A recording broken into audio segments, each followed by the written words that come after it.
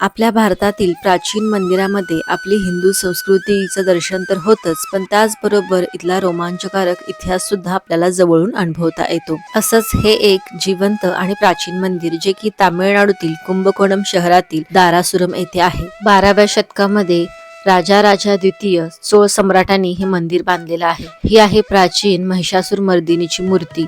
ह्या मंदिरामध्ये शेकडो असे खांब आहेत ज्याच्यावरती नक्षीदार असा इतिहास आपल्याला कोरलेला पाहायला मिळतो. ह्या मंदिराच्या छतावर सुद्धा नक्षीदार अशी चित्रे कोरलेली आहेत. त्यावरून आपल्याला त्यांच्या काळातील जीवनशैली सुद्धा कशी होती हे समजते. ह्या मंदिराची अद्भुत अशी स्थापत्यशैली पाहून ह्या मंदिराला युनेस्को वर्ल्ड हेरिटेज साईट म्हणजे जागतिक वारसा जपणारं स्थळ म्हणून घोषित केलेलं आहे. मंदिराच्या गाभाऱ्यामध्ये प्राचीन असं शिवलिंग आहे आणि ह्या मंदिराचं रहस्यमय स्थापत्यकला म्हणजे ह्या 7 पायऱ्या ज्याच्यातून संगीताचे सप्तसूर उमटतात, जसं की सा रे ग म प ध नि सा. पर्यटकांमुळे ह्या 7 पायऱ्यांची झीज होऊ नये किंवा हानी पोहोचू नये म्हणून ह्या बंदिस्त ठेवलेल्या आहेत. असं हे अद्भुत ऐरावतेश्वर मंदिर